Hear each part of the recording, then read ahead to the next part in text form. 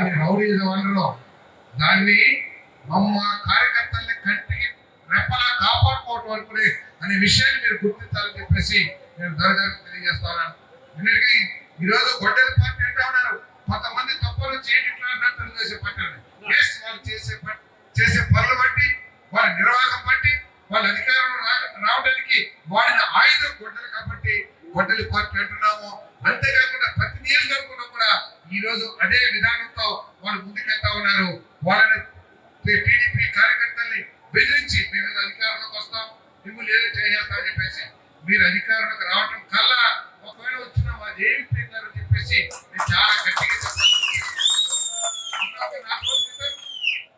గతంలో మరి నూజివీడులో ఎటువంటి అభివృద్ధి జరగలేదని మన కార్యకర్తలు కొంతమంది పోస్టింగ్ పెడితే వాళ్ళ ఇంటికి పంపించే మనుషులు ఎవరు ఆషామాషి మనుషులు కాదు, ఎన్నికల్లో గెలిచిన ప్రజాప్రతినిధుల ద్వారా మన ఇంటికి పంపించి మన కార్యకర్తల ఇంటికి ఫోన్లు చేపించి మీరు ఎందుకురా 2029 సంగతి చూస్తాం. ఏం చూసేది, ఇంకేమైనా కొద్దిగా దూరం జారితే బూతులు వచ్చేస్తాయి. ఏంటంటే చూసేది ఇది ప్రజాస్వామ్యం. ఇక్కడ ఎవరంటే మా ప్రభుత్వం మీద రాయి సమాధానం చెప్తాం, అంతేకాని మీరు ఇట్లా బెదిరింపులకు దిగితే మాత్రం దాన్ని రౌడీజం అనరు.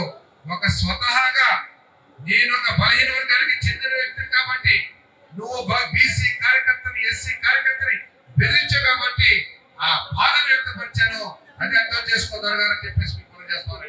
అది రౌడీజం అంటారని చెప్పేసి మనం చేస్తాం. దీన్ని పక్కన పెట్టేసి మామిడికాయ రైతులు లేకపోతే మొక్కజొన్న రైతులు అంటారు. ఎస్, రైతులకి ఈ రోజు వచ్చిన సమస్యలు కాదు, ఎన్నో సంవత్సరాల నుంచి వస్తా ఉన్నాయి. ప్రతి ప్రభుత్వం కూడా రైతులకు ఎంతో కొంత చేసుకుంటూ పోతా ఉంది. చేయని ప్రభుత్వం ఏదైనా ఈ రాష్ట్రంలో ఉందంటే అది వైసీపీ ప్రభుత్వం ఒకనే చెప్పేసి ఈ రోజు మాట్లాడుతున్న దొరగారు మీకు తెలీదా? ఆ రోజు నూజివీడులో వడ్డు పండించిన రైతులకి డబ్బులు చెల్లించాలని ఆ రోజు జ్ఞానం ఏమైపోయింది దొరగారు అని చెప్పేసి ప్రశ్నిస్తున్నాను. అంతేకాదు పామాయిల్ రైతులకి 12,000 13,000 ఇస్తా ఉంటే ఏ రోజున నువ్వు గొంతిప్పేవా దొరగారు అని చెప్పేసి ప్రశ్నిస్తా ఉన్నాను నేను. ఈ రోజు మా ప్రభుత్వం వచ్చిన తర్వాత 24 గంటల్లో డబ్బులు చెల్లించడమే కాదు, ప్రతి గింజ కూడా ఎవరిచ్చినా కూడా దాన్ని పొందడమే కాదు. మరి ఈ రోజు పామాయిల్ కి 23-24 వేల రూపాయలు టన్నుకి చెల్లించగలుగుతున్నామంటే అది మా ప్రభుత్వ విధానం అని చెప్పేసి మనం చెప్తాము. అంతేకాదు పామాయిల్ మధ్యలో ఏదైనా అంతర పంటలు వేస్తే దానికి సబ్సిడీ ఇచ్చే కార్యక్రమం కూడా చేస్తామని చెప్పేసి మనం చేస్తాం. ఎస్, మామిడి రైతులకి కొంత ఇబ్బంది ఉంది, వాళ్ళు ఆదుకోవాల్సిన అవసరం ఉంది. అదేవిధంగా మొక్కజొన్న కమర్షియల్ మొక్కజొన్న ఎవరైతే పండిస్తున్నారో వాళ్ళకి కొంత సమస్య ఉంది రాష్ట్ర వ్యాప్తంగా, నేను కాదనట్లా. కానీ దానికి ఏ విధంగా చేయాలని మనం ప్రయత్నం చేస్తున్నామో కవర్లు ఇచ్చాము.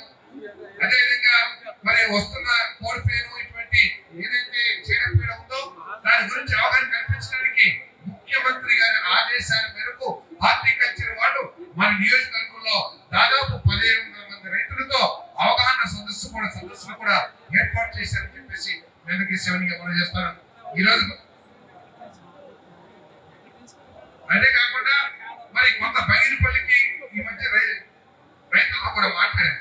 కొంత బగిరిపల్లి రైతులు పర్వాలేదు, కానీ ఈ తోతాపూర్ ఏదైతే ఉంటుందో చిత్తూరు మామిడి అంటారు దానికి కొంత ఇబ్బందికరంగా ఉంది. ఎందుకంటే ఆ మామిడి మొత్తం కూడా జ్యూస్ ఫ్యాక్టరీకి వాడతారు కాబట్టి ఈ రోజు యుద్ధ పరిణామాల్లో మనకంటే కూడా మెరుగైన క్వాలిటీ మామిడికాయ అసలు బయట ఇతర దేశాలకి వెళ్ళే పరిస్థితి లేదు. కాబట్టి ఆ కాయని కూడా మన దేశంలో అమ్మబట్టి మన నియోజకవర్గం లేదా మన రాష్ట్రం లేదా పక్క రాష్ట్రం ఎక్కడైతే క్వాలిటీలో తేడా ఉన్న మామిడికాయలకి కొంత ఇబ్బందికర పరిస్థితి ఉన్న మాట వాస్తవే చెప్పేసి కూడా నేను ఒప్పుకుంటాను. నేనేమి వేసేదానికి పోతుందని చెప్పేసి మనం చేస్తాను. కానీ దాన్ని ఏ విధంగా అధిగమించాలని ఆలోచించేయాలి. ఇంత చించుకుంటున్నారు దొరగారు. ఏ ఒక్కరోజైనా సరే చింతలపూడి ప్రాజెక్టు ఈ నియోజకవర్గానికి ప్రాణాధారం అని చెప్పి నీకు తెలియదా జగన్ గారు అడుగుతామని.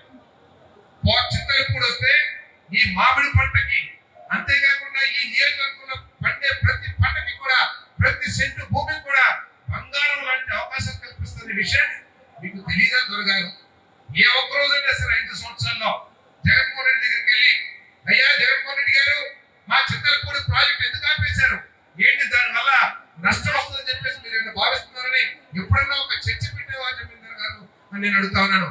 మీసాలు దూకుంటే సరిపోదు జమీందార్ గారు, మీరు ఎక్కడ మాట్లాడాలో అక్కడ మాట్లాడాలంటే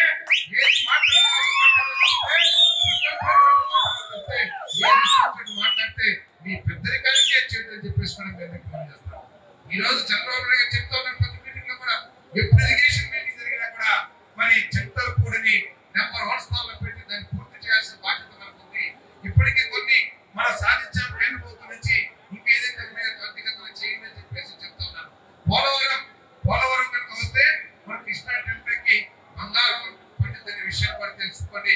అది కూడా వచ్చే నెలకి మనం వచ్చే సంవత్సరం ఫస్ట్ లోపలే కంప్లీట్ చేస్తాం. మరి అదేవిధంగా అమరావతి ఎంత విషయం చెబుతున్నారో ఒకసారి ఆలోచించేయండి.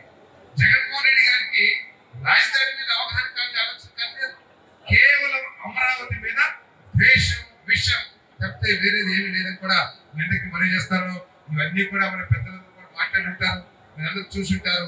కానీ మీరందరూ కూడా మన రాష్ట్ర భవిష్యత్తు గురించి ఆలోచించి తగు నిర్ణయాలు తీసుకుని మన పార్టీని బలోపేతం చేయాలి. వచ్చే లోకల్ బాడీ ఎన్నికల్లో ప్రతి సీటు మనమే గెలవాలి అనే విషయం